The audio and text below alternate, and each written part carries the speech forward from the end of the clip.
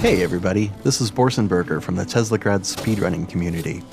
Teslagrad is an amazing game, and with the recent announcement of Teslagrad 2, we feel like it's the perfect time to talk about some pointless trivia, some useless glitches, and some strange oddities that we found in the game after nearly 6 years of glitch hunting in the PC version.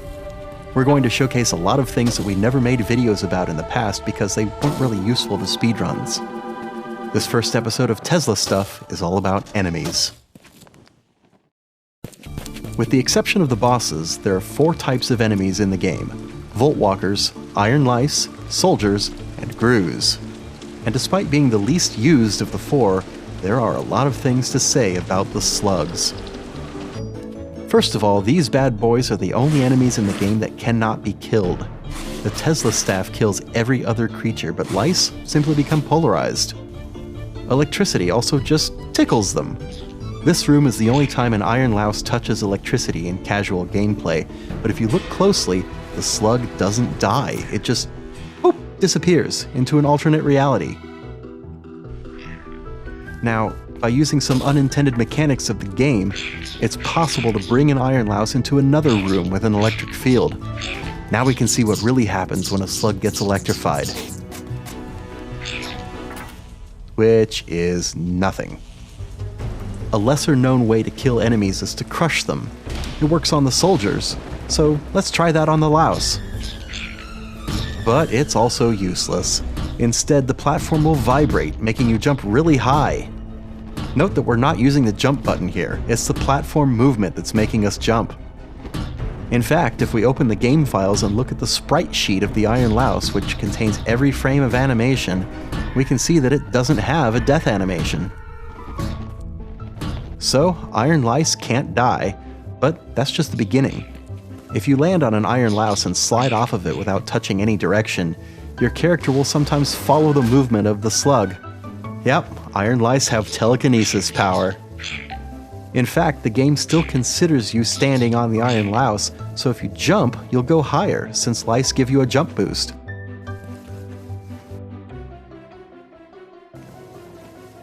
The exact same thing also happens with buttons. If you slide off of a button, you'll still be considered standing on it, and your next jump will trigger it again. Yeah, we know, buttons are not exactly enemies, but that stupid glitch has killed us enough times to earn its place in this video. But let's go back to slugs, because we're not done yet. Normally, everything that's polarized must interact with the player's magnetic aura. However, some Ironlice do not. Let's explain why. In the game's code, everything that repels or attracts the player, like slugs or blocks, is considered an attractor. Each attractor has a property named strength, which is a numerical value that's manually set by the developers. The higher the strength, the stronger the magnetism. By using a hacked version of the game, it's possible to display the strength values. These slugs, for example, have a strength of 5.2. But for some reason, the first 3 Ironlice we encounter in the game only have a strength of 1, which doesn't do anything. Since it's the beginning of the game, you're not supposed to have the cape yet, so we think the developers just left these guys at the default value. Oh, and speaking of magnetism, a cool interaction that we don't really see in the game is that Voltwalkers can actually polarize Ironlice. It's not used as a puzzle mechanic in the game, but it's a nice little touch. While on the subject of Voltwalkers, if you stand on one when it dies, the game doesn't realize it's not there anymore.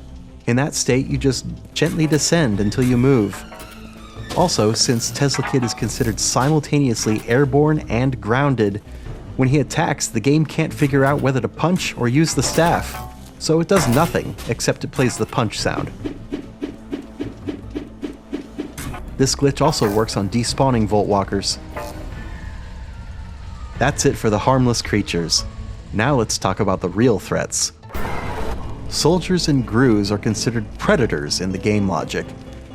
It's the part of the code that makes them follow you and kill you. To help them chase Teslakid, the developers have placed invisible triggers to make them jump, turn, or stop. Let's use the hacked version of the game again to display those triggers.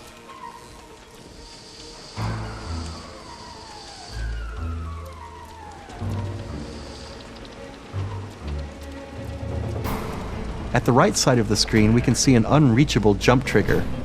Our theory is that it's a leftover of an earlier version of the game where soldiers were supposed to follow you a bit further. The level design has changed since, but the trigger was never deleted. Here's another example of an unreachable trigger. We can imagine that the cage was added later during development.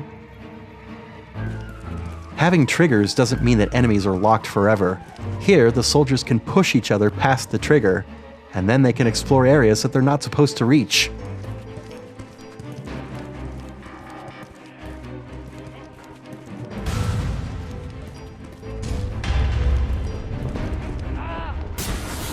During normal gameplay, the most visible instance of these triggers is in this room, appropriately named Grues, where there are two Grues in a cage. Neither of them can cross the center. But unlike soldiers, Grues can be pushed by the player. So after years of separation, we can finally reunite those two Grues by pushing one of them past the trigger. You can also push Grues into electricity to kill them, but that's less romantic. Let's talk about something more visual: animations. All enemies have a falling animation. Voltwalkers retract their legs, guards are ready to land, and Ironlice curl up into morphing balls. But have you ever seen a Grue in the air? Normally you can't, since they're always in cages or far away from a cliff. But the only thing preventing this particular one from taking flight is a turn trigger. So let's help him out by pushing him through and enjoy his never-before-seen glorious falling animation. Okay, I can feel your disappointment, but there's more. The Grue doesn't seem to respect gravity while he's in the air, so let's try with a different push. By pushing it slightly, the Grue slides on the wall and can't reach the ground anymore. A bit funnier, isn't it? But we did promise you a never-before-seen animation, and we feel like you'll be mad at us if we don't give you one, so let's do one more push. Did you see that? Okay, let's try to explain. We think that in the early versions of the game, Grues were able to jump and grab ledges, and this is the ledge grab animation of the Grue, since we pushed it near a ledge and it's facing in the ledge's direction. This is the Grue's sprite sheet, and the very first frames are for this animation, so even if it looks weird in the game, it's not a glitch, it's just not completely implemented. There also seems to be an animation where the Grue eats Teslakid while looking up. We don't know if that one's related to the ledge or not, but it doesn't appear anywhere in the game, and we haven't been able to manually trigger it. This obviously inaccessible turn trigger could confirm this early design. How is the Grue supposed to reach this, if not by jumping and climbing a ledge? Maybe this will be a feature in Teslagrad too. This is not the only animation oddity of the Grue. Have you ever noticed when Teslakid is eaten, he always appears without equipment for a split second? The sprite sheet only has a single eat animation, regardless of your current items. Showing him like this is a bit strange, since you can't be eaten before having at least the glove and the boots. Let's continue with the joyful subject of death animations. You can kill soldiers in two more ways: by landing on their head from a great height, which makes them drop to the floor, or by zapping them with the Teslastuff, which vaporizes them. But a third, creepier animation is shown if you manage to zap a soldier while he's in mid-air. Their skeleton briefly appears before turning into dust. Here's a side-by-side comparison with the normal zap. Looking at the sprite sheet, the soldiers also have a seemingly unused animation where they attack with some kind of weapon. Let's end the video with two really strange glitches that we haven't been able to fully explain yet. The first one is well known by speedrunners since it instantly invalidates the run. It's the invisibility glitch. As you can see, the soldier here doesn't see us. To trigger the invisibility glitch, it's really simple. You just have to back out to the main menu while you're being chased by a predator and then reload that save. This glitch has two effects. First, the predator that was chasing Teslakid will now see him from anywhere, even if he's not supposed to. As you can see, this soldier is desperately tracking us even from off-screen, and he's able to follow us even if he doesn't see us. The second effect is that all other predators in the game will become blind. Tesla Kid will be invisible to them until his next death. To get rid of this glitch, it's possible to reload another save file or just restart the game. Finally, let's play with the Grues one last time because they are the most broken creature in the game and we love them for it. If you blink inside of a Grue in a really precise way, you'll hear it scream just like when it eats Tesla Kid. At this point, both you and the Grue seem to be alive, but the Grue can't be killed anymore. Even stranger, Tesla Kid cannot blink. All the other items work except for the boots, which in this situation is the only way out. In fact, when a Grue eats Tesla Kid, it becomes invulnerable. But here, for some reason, Tesla Kid succeeds escaping from the Grue's fangs.